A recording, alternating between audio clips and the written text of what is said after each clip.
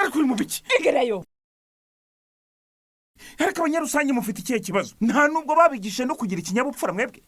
shofe buretse kugenda reba kunangize umva ishati yanyu ugomba kuyidoda ariko iyo nduru yose ni kubera ubwo bushambara bwawe vugisha ukuri uronkeyeho amahirwe yo kubanza kunkandamiza jewe hai ona mumusikinyi bawili